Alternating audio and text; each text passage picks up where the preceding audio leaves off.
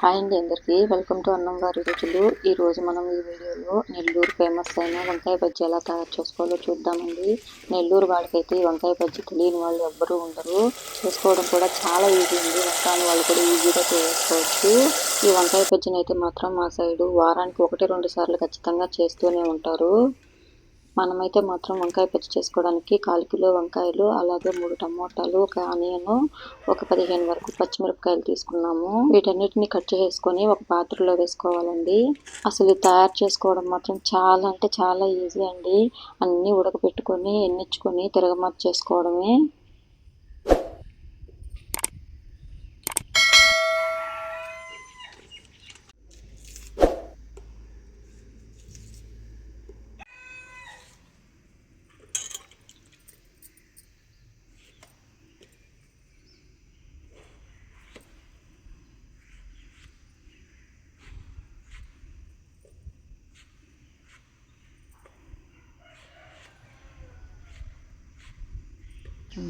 దీంట్లోనే కొంచెం చింతపండు, అలాగే రుచికి సరిపడినంత కల్లుప్పు, కొంచెం పసుపు వేసుకొని అంతా కలిపి వేసుకొని పొయ్యి మీద పెట్టుకొని ఉడకబెట్టుకోవడమే దీన్ని.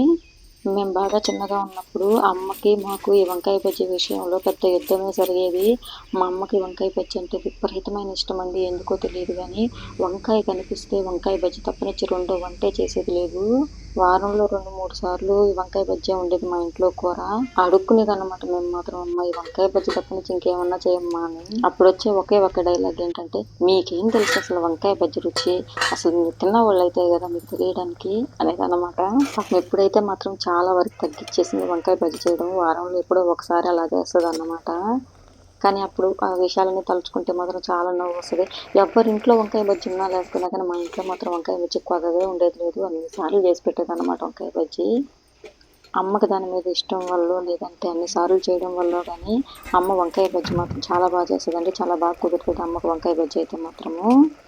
ఇలా బాగా ఉడికిన తర్వాత దించేసేసుకొని ఎక్స్ట్రా వాటర్ని ఇలా గిన్నెలోకి ఉంచుకున్నామంటే ఎన్నించుకునేటప్పుడు పైన పడవండి. దీన్ని ఇలా ఒక ముద్దగా ఉంటూ మరీ మెత్తగా కాకుండా కచ్చపచ్చగా ఉండేటట్లు ఎన్నించుకోవాలండి.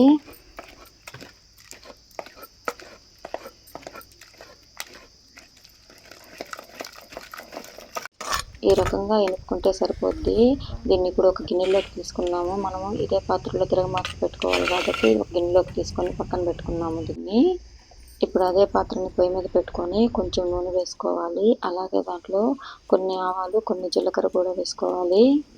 ఇది బాగా వేడెక్కిన తర్వాత కట్ చేసుకున్న ఒక ఆనియన్ కూడా వేసుకోవాలి.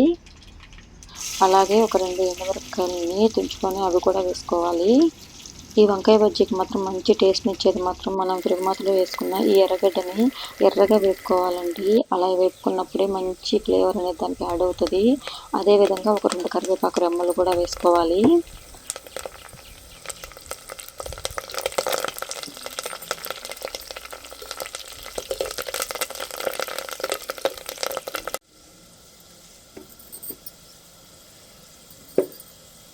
ఇదంతా బాగా వేగిపోయిన తర్వాత మనం రెడీ చేసి పెట్టుకున్న వంకాయ బజ్జీ దీంట్లో వేసేసుకోవాలి.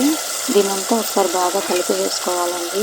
ఇలా తిరగమాతలో వేసేసుకున్న తర్వాత ఎక్కువసేపు ఏమి ఉడకలేదు. 1-2 నిమిషాలు ఉడికితే ఇంక దించేసేసుకోవడమే. చూస్తున్న ప్రతి ఒక్కరూ మీకు నచ్చినట్లయితే వీడియోని లైక్ చేసి, అలాగే ఖచ్చితంగా మన ఛానల్ని సబ్స్క్రైబ్ చేసి పెట్టుకోండి. మన ఛానల్లో రెగ్యులర్గా ఇలాంటి వంటలు వస్తూ ఉంటాయి. మిస్ అవ్వకుండా చూడాలంటే ఖచ్చితంగా సబ్స్క్రైబ్ చేసి పెట్టుకోండి.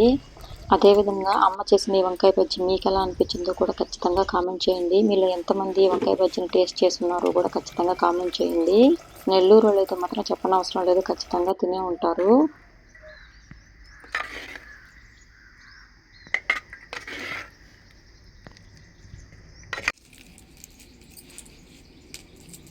దీంట్లో కాంబినేషన్ అయితే మాత్రం ఎండు చేప అయినా కానీ, లేదంటే ఇలా ఒక ఆమ్లెట్ వేసుకొని తిన్నా కానీ చాలా బాగుంటుందండి. నిజంగా చాలా బాగుంటుంది. నంచుకోవడానికి ఏదైనా నాన్ వెజ్ ఉంటే మాత్రం సూపర్గా ఉంటుంది ఇది. ఎవరైనా తెలియని వాళ్ళు ఉంటే మాత్రం ఖచ్చితంగా ట్రై చేయండి. ట్రై చేసి మీకు ఎలా అనిపించిందో కూడా ఖచ్చితంగా చెప్పండి. ఈ వీడియో అయితే ఇంతేనండి. నెక్స్ట్ వీడియోలో మళ్ళీ కలుసుకుందాము. బాయ్.